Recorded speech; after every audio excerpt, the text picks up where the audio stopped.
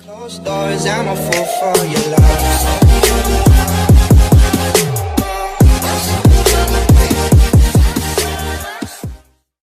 Welcome everyone to the very first episode of the P&B Show. My name is Preston, joined by my co-host Ben. And today our guest is Samuel. Thank you for joining us today. How are you?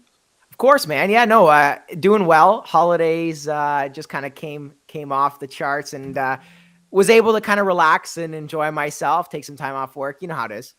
Mm-hmm. Yeah, so let's just jump right in this. Tell me how you basically got to where you are today. Yeah, so I currently, just for a little bit of backstory, I currently run a company called Luxx. And trust me, it was a long and windy road getting to it. Still is a long road to where I want to be. So I started when I was 17 years old. Let's start back. When I was 12 to 13 years old, I was actually editing Fortnite videos, video game videos for people on Instagram. So I was contacting gaming clans and teams to be able to kind of reach out and say, hey, listen, I would love to create a free video for you. Just build my network that way. And I would go by the alias Super Edits. So I kind of got known on Instagram. There was a cool community of editors and teams and clans, well over 1,000, 2,000 people that it felt like the community was huge, and you kind of knew everybody knew each other. Everybody was in competition though. And once in a while, somebody would drop out, somebody would, not really edit Fortnite anymore or something like that. And then I got into doing paid video game edits, but still not a lot of money. I mean, I made $20 for a 1 minute video that took me, I want to say well over like 15 hours. So it was definitely a learning experience for me, the value of relationship, the value of $1. But you know what? I was thrilled to be able to receive 20, 30, 40, $50 after doing like 30 hours of work, because you know what? At that time I was working at McDonald's, and it really gave me perspective on what I want to do, as a hobby right now. So I thought, okay, how can I make money and do what I want to do and enjoy myself? And then a friend told me, you know what? Why don't you get into real estate? Because before that, I ran a company called Miele Media when I was 16, turning 17. And it was, it was slow. It was more just like, obviously, posting on Instagram, like basic graphics and that kind of thing built off Canva. Wasn't really bringing me any business, but you know what? I was learning how to organize social media content. I was learning what kind of content sticks, design, organization, cooperation with individuals across a wide spectrum of industries as well. And so kind of coming from that, one of my friends said, hey, why don't you create a real estate company where you shoot like real estate videos? And so I actually had a girl approach me wanting to join with my company, Miele Media. Morgan, shout out to Morgan Mitchell. She worked at Royal LePage. She had seen one of my ads. And so we decided to join and create a company called Luxx. Long story short, we really worked well together. She was fantastic. She did the social media end of things. I did the video end of things. But it was tough for her. She was working at Royal LePage, and she had another job then. So it was hard for her to manage, so much at one time. So we decided, you know what, it's going to be best for us to part ways, but still on the best of terms. She's doing a fantastic job running her own business right now. I kind of took over the business from there. And to this day, that was about, started Vision Luxx about in, I believe, June, I believe. So it's been about 6 to 7, maybe 8 months. And I started real estate, and it's been great ever since. I didn't think too much about real estate, videography, photography, branding at the time. But, with COVID, businesses didn't have much money. So I had to transition, what business or what industry I wanted to get into. And for me, real estate was that. And here I am today, 8-9 months later, and pretty much serving a lot of real estate agents, but also, getting to do some cool jobs for hockey teams and programs and companies like Nissan and big greenhouses, that kind of thing. So it's a really fun, thing to do. I love what I do, and I love being able to diversify between real estate and, other industries as well. That's amazing to see that you started, what you said, like 12, 13 years old to now you're currently 18, correct? Yes. I just turned 18. Yeah. Ben, I know you also are into real estate. What do you, how are you liking that? Like, tell me about that. I really do like it so far. It's a lot to learn for sure, like a lot to take in. It's it's a little overwhelming for me, I think, at first, but I feel like once I get my license, it won't necessarily be harder. I mean, easier, but it'll be like I'm better at physically learning things rather than like once I get on the job training, I think that's when I'll get really into it a bit more and stuff. But the course, I mean, it's really cool. Like I said, I like to learn this type of stuff, so I think it's really cool. It's amazing. It's definitely what seems to be a fun thing to get into. I've always thought about it. I've always contemplated if it was going to be too much work and if I was going to actually understand everything that I need to know. But yeah, I've always dreamt about getting into real estate or something involving it. Samuel, how do you keep everything like perfect, basically? You know what I mean? Well, yeah, I kind of know what you mean. I got to be honest, I don't have everything perfect. There's always different things that can be optimized, different things that can be more efficient. But I'm constantly trying to improve, right? So trying to get, 1% better every single day. It's something a lot of people talk about. So whether it's, adjusting your spreadsheet so it's more accurate, whether it's optimizing your savings goal, whether it's, breaking down the amount of money you spend on food a month. Okay, how can I minimize this? Okay, I'm just building a warehouse right now for a content creation studio here in St. Catharines. How do I optimize a $25, $30, $40, $50, $80,000, loan? How do I put towards, gear? How do I put towards construction? What's the flooring going to look like? Being able to optimize everything is how you're going to make everything better, but you will never have everything perfect. And I think that's a big thing that a lot of entrepreneurs in general just don't understand is you're not going to have everything perfect. And so, Jimmy might come to me and say, hey, I want to start a business. What do I do? There's a lot of things you could do. There's no right or wrong answer. And I think that's a big misconception, which then hence being there's no right or wrong answer. You cannot say that there's anything that can be done perfectly. There's something that can be done your way, something that can be optimized your way. You take ideas from anybody else. A lot of my business has been built on me actually asking and interviewing other individuals within real estate and, in other video markets and learning from them and asking them, leading questions to find out, okay, how can I make my business more efficient? How can I bring in more clients? How can I not let the quality drop on, when I bring in another 5 clients? Okay. An example being when I was budgeting my estimate income and expenses for the warehouse coming this year, I had to accommodate to, okay, so I have an editor right now. So it's a team of 2, which isn't a lot, but he's a full-time editor, great guy. Josh does a fantastic job. So I had to find out, okay, how many hours a week do I want to work? 60. How many hours a week can Josh work? 40, no more. Okay, that's 100 hours a week. Now multiply that by 4 because you got 4 weeks in a month typically. So you've got 400 hours a month.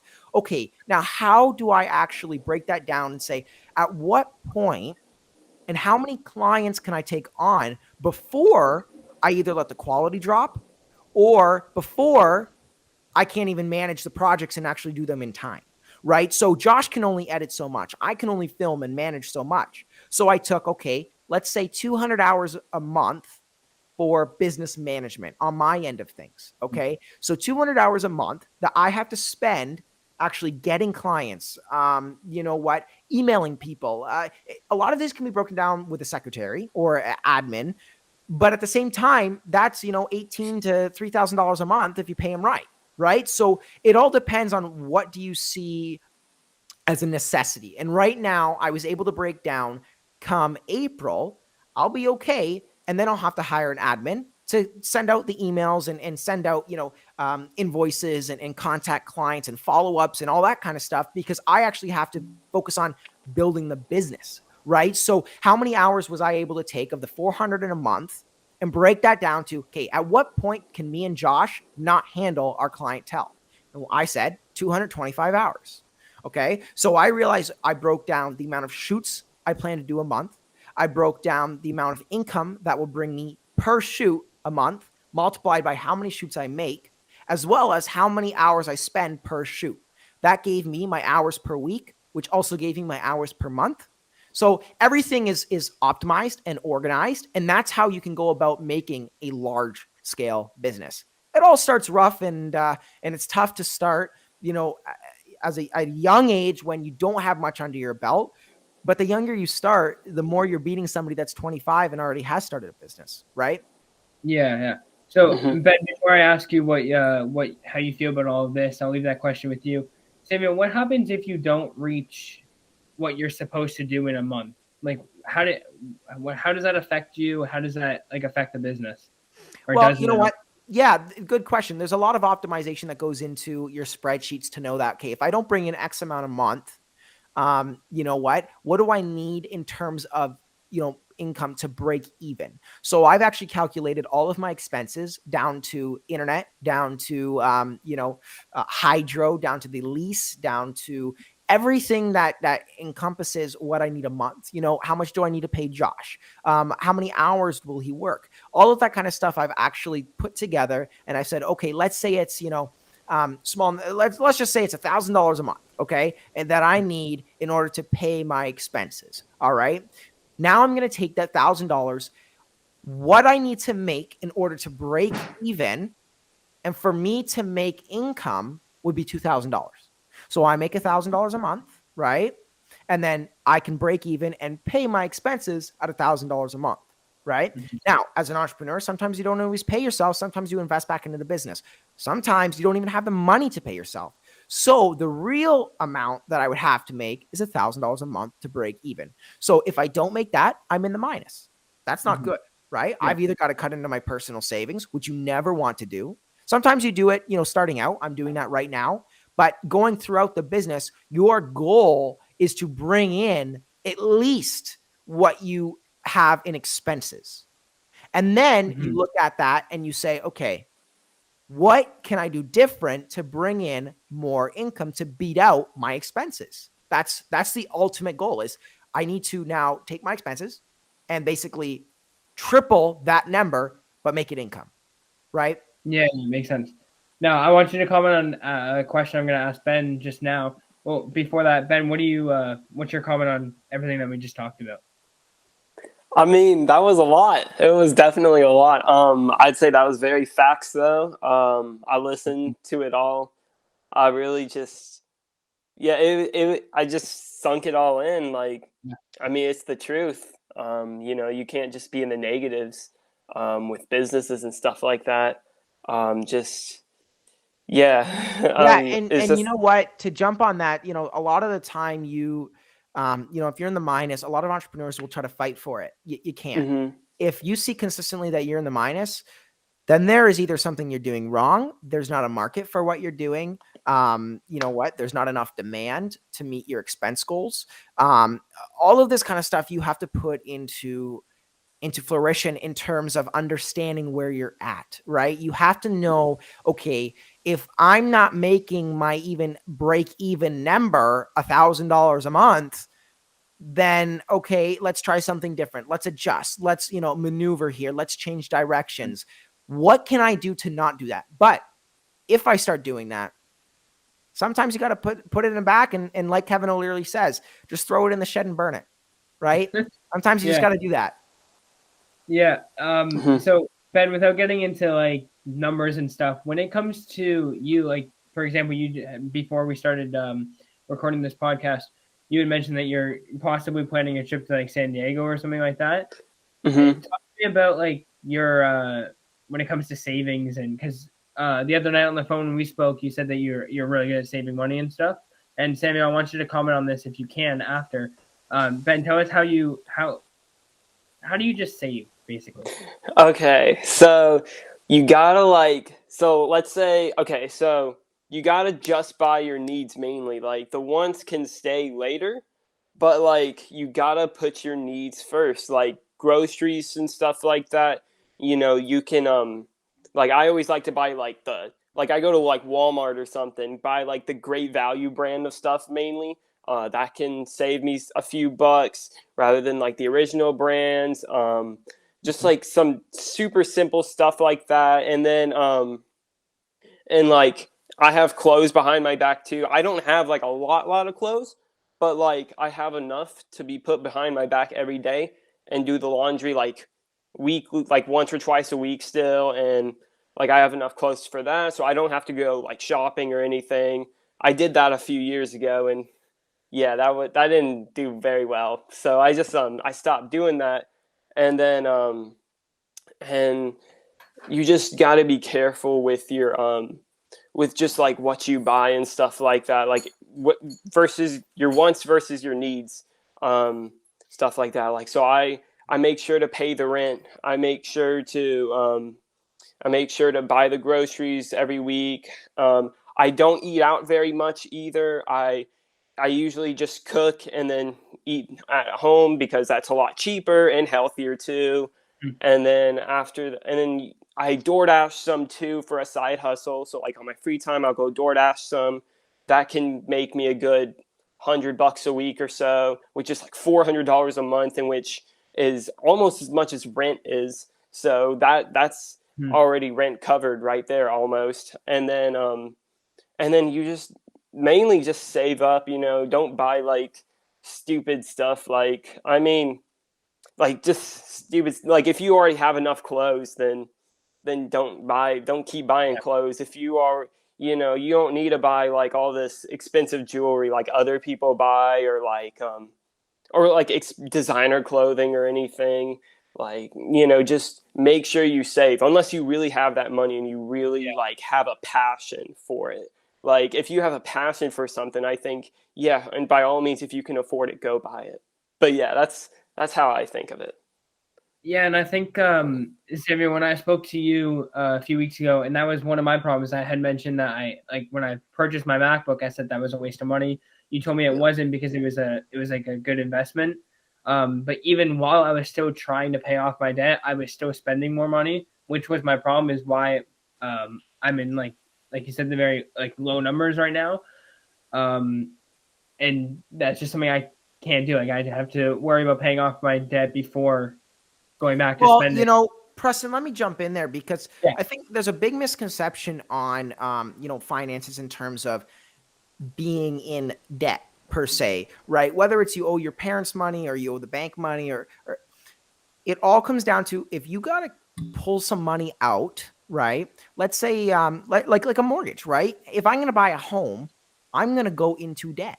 I'm not going to buy I don't have $1 million sitting around to go buy a home, right? Or 500 grand or 600 grand to buy a home, right? So I need to put down, let's say 60, 70, 80 grand. And then I'm going to pay interest payments on a mortgage that I now owe to the bank, right? Yeah. But it's an investment.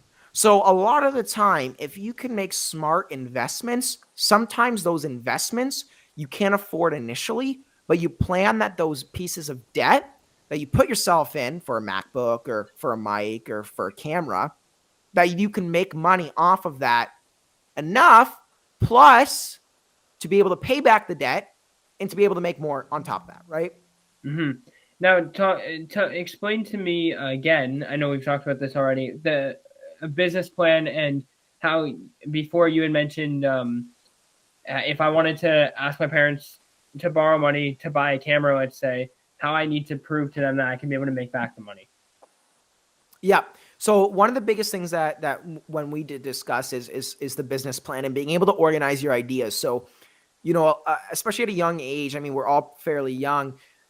Our minds are kind of wandering, right? Our minds want to go everywhere. We want to say yes to everything. We want to take on opportunities because, you know what? You guys are go-getters, and you want to be able to, do everything, anything that can make you money and anything that can help you teach people exactly what to do. You know what? That's the biggest thing, right? So when it comes down to building a plan and organizing your ideas, you need to be able to write it out, prove it to yourself first, and be able to understand, okay, I'm going to write out my estimated expenses, my estimated income. Is this real? How am I going to actually get this? Okay, so now I've written out my spreadsheet. How do you basically take, let's say Jim John is going to pay you, $1,000 a month to manage a podcast for him. Okay. Mm-hmm. Okay. How are you going to get Jim John to pay you $1,000 a month to manage a podcast for him? Right. So you do your prospective clients. So you might go on Instagram or whatnot and find leads and find people that you see might be interested, write down their phone number, write down their email, write down their address, maybe write down all of these kind of details so that you can send them something, maybe a letter, maybe, contact them via email, call. I always like calling. And and then basically say, okay, how can I get this person? And this is where you write it inside your marketing plan. How do I get this person to come and sit down with me and to pay me money to provide them a service, right? And that's what a business plan does. If you're just all talk and ideas, and you know what? The human brain can come up with over 6,000 ideas a day, okay? It's not complicated to come up with good ideas, all right? It's actually being able to act them out. So, you can have ideas all day, but will you act them out? Will you organize the idea? Sometimes an idea will be better than another one, and you want to say, okay, wow, this is a great idea. You know what? Like for me, it was the warehouse. I thought, okay, I want to open up a warehouse. Okay, that's an idea. How do I organize that idea? So I sat down with a good family friend of mine, and you know what? He sold his company for over 8 figures. I think he knows how to write out a business plan, right? So it's very interesting to be able to kind of sit down and talk to people about being able to build plans, build organization, build a system that you know is sustainable, right? Because you can't just act on an idea and then all these expenses are going to come out of nowhere and you're not going to be able to manage it, right? So how do you market? How do you, plan your meetings? Do you create a presentation? Do you create a template? Do you create a template for emailing? Do you write a script for calling? Do you write down, I have a CRM software, Monday.com, which is great. That basically lets me write down all of my customers, how much they pay me, what their priorities are personally, details about them, where they work, all that kind of stuff I write down. And then I know whether they're a lead, whether they're a customer, whether they're a partner, a vendor, everything. Okay. And then I take that and I write it in my marketing plan. How am I going to get this lead to close? How am I going to close this lead? All right. And then you take your executive summary, you take your financial plan, you take your marketing plan, you take your operational plan, your management plan, all of those things, you put it together. That's a business plan. You can now show your parents or you can show the bank or whatever, and basically say, hey, listen, you know what? Let me do this. Now with the bank, granted, you need income to be able to support a loan. However, with your parents, you know what, if they're generous enough, you can show them, okay, this is how I'm going to make my money. And this business plan should be between 6 to 10 pages long. No longer is too long. You know what? But you got to create a spreadsheet. You got to be organized. You got to organize your thoughts. Because if you don't, nobody's going to believe what you can do. Right. Yeah. Then you got to show it. It's one thing. I look at it like 3 steps. It's one thing to have all these ideas. That was me in grade 9. I had all these ideas and that kind of thing in high school. And then in grade 11, I was able to organize my ideas. Right. So I was telling people what I was going to do. I was showing people, this is what I'm going to do. This is what I'm going to do. But you know what? Once again, it's all just talk. Nobody really believes that you can do that. And then, you know what? You take the business plan and you put it into action. You do it. And now people believe you. So now when you write out your next business plan, people are more inclined to loan money or to support you, financially, emotionally, physically into actually getting the job done because they believe that you can do it. Yeah. About the MacBook one, if you buy a MacBook, even if even if you don't have much after, if you want to make YouTube videos and edit them and stuff, then by all means buy that MacBook. I would say, investing into your business is one of the biggest purchases. Life's all about taking risks. And I think, that's another reason why I save my money so much, because I'm just like, oh, maybe I might maybe not get offered something to me, but I might come across something with realty or something like that I'm curious into buying, or YouTube, whatever. So by all means, I'm taking that risk, and I just think that it'll improve me and improve just real estate and YouTube for me and stuff like that. So if I see the value in it, then I buy it. But yeah. Yeah. And I think, back to what I was saying, that's what I did. It was probably definitely one of my biggest investments that I've made, of buying this MacBook, but it should, and hopefully it will pay off eventually. Right. Mm-hmm. So I think that's kind of what I was thinking. And I had to, without a business plan, because obviously I wasn't educated on how to make one or what it even was. Had to show my parents that I'd be able to make back the money that the MacBook costed. Okay, so Sam, completely off topic. Let's just change it here. Yeah. talk to me about Meeting Gold and even how you were able to get 416 to become a sponsor. Yeah, no, totally. So, I started a podcast about 5 months ago now, or no, 6 months ago, and it started slow, but I was able to get some really cool guests on. It's called Meeting Gold. It's on Spotify, Apple Podcasts, YouTube, TikTok, Instagram as well. So a variety in a wide spectrum of different social platforms. And it's allowed me to reach a lot of individuals, not only to meet, in person, but also on a wide range on social media. This year we've grossed over 1,100 downloads on all of our podcasts combined, which is really cool because I did a cool giveaway, gave away $1,000 cash and also did free coffee for a year, which we were so blessed to be able to do. It's really cool to be able to support individuals and to join with, people like 416 Coffee, where we're actually able to give away free coffee and do these kind of giveaways and do photo shoots and that kind of thing, to support one another. Because, every single guest that comes on the podcast, we offer them 416 Coffee behind the scenes. And if they want to buy a bag, they can hop right onto the website if they like it that much. And you know what? Chris really supports me that way, giving me free coffee and that kind of thing. And I like to support Chris by basically showcasing his product, right? So it's a win-win in both ways. And I've known Chris for quite some time. He's a great guy. He's a young guy too. I believe he just turned 27. I think his birthday was just turned 27. So he's been doing some really cool stuff with 416. His branding is just absolutely immaculate. And I was immediately drawn to him, and he had me on his podcast, and then I had him on mine, and we've been close ever since. That's amazing. I basically just want to, unless we have anything else to talk about, I want to know about what your guys' plans are for 2022. So I'll start with you, Samuel, and then Ben, I'll ask you after.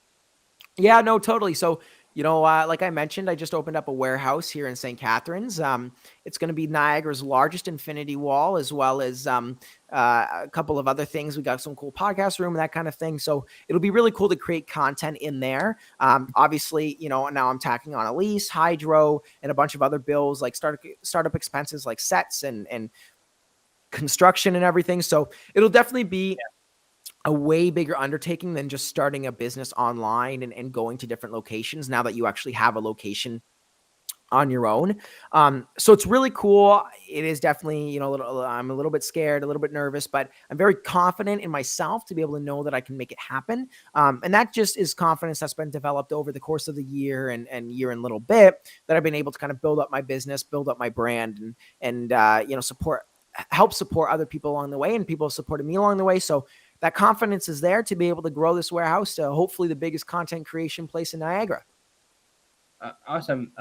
Ben, what are your plans for the new year? Let's see. So, obviously San Diego next week. I'm literally just gonna drive my little Honda over there. I'm probably gonna film a little something. Go to the beach. Probably maybe look at the Phase Road Haunted Tunnel some, since I'll be out there. I don't know if I'll go in, but I'll at least go in the neighborhood. Because I'll be alone. So yeah, I'm scared to go alone. Yeah. But there's that. And then after that, I'm planning on moving back with my parents to Charlotte, like March, April, somewhere around there. And then after that, saving up some money and just focusing on my real estate course, cooking channel, all that. And then once I get my real estate license, stuff like that, I'll get hired by like a brokerage company, I think. That's what they said, brokerage company. And then once I get hired into a brokerage company, I'll move out to Florida. And that's pretty much the plan, to move to Florida by the end of this year. Yeah, and both great ideas can turn into millions of ideas, right? As long as you can try to make them come true. As I've previously mentioned, like through my social media and stuff, I was supposed to take a trip down to California in February. Fortunately, that got canceled due to the current situations. Now I've decided to upload. Now I don't know if you've seen Sam, but I've decided to upload every single Friday on my channel. Fantastic. So 52 uploads this year. it's been rough already. I'll just say to the start, I filmed 24 hours in the car on New Year's Eve. And I'll just say I lost half the footage while filming. So completely waste of time. Not even waste of time, but like disappointing that just half the footage gone. So, hey, you know what? It definitely is disappointing. You know what? It's I think you need that though. I think not everything can go right. And because you know what? Not everything is going to go right. Not everything goes right now with me. Right. So it just kind of, you learn from the mistakes. You learn now, okay, I should have backed up my footage, or you know what? I should have made sure my battery was charged, or whatever the issue was. Yeah. Find a solution so that next time you can film a 24-hour challenge and you can actually keep all the footage, right? So it's definitely, that does suck. Trust me, I've had some really tough learning lessons as well when it came down to doing videos for people. It's really especially sucky when you do something for somebody, they take their time out of their day to come and you completely waste it by messing up the video. That's another big one that I hate doing. Speaking of that, sorry to interrupt, but I'm really paranoid about this video here because Ben, like I said before, how our video was just swapping back between each other. I'm really hoping I was able to set this up perfectly this time, where we can actually see all three of us in this layout, and not just when you're speaking, it just shows you on camera.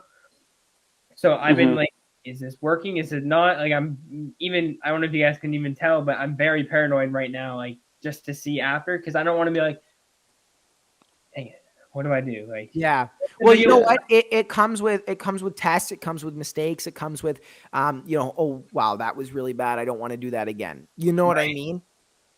Right. And I even said when we had our first meeting, I wanted to I wanted to record it just so I could look back and see if the information that you were teaching me. And we stopped the meeting. I'm like, I didn't record a single bit of that. Like I completely forgot to. Right. So it's mistakes. It's did I do it properly? It's just kind of like a trial and error, right? Yep. So, and that's where you're gonna learn the most, though, man. Yeah, I think that's gonna wrap it up. Unless you have anything else that you want to basically mention. No, you know what? It's really cool that you guys are doing this, and I really appreciate you bringing me on the podcast.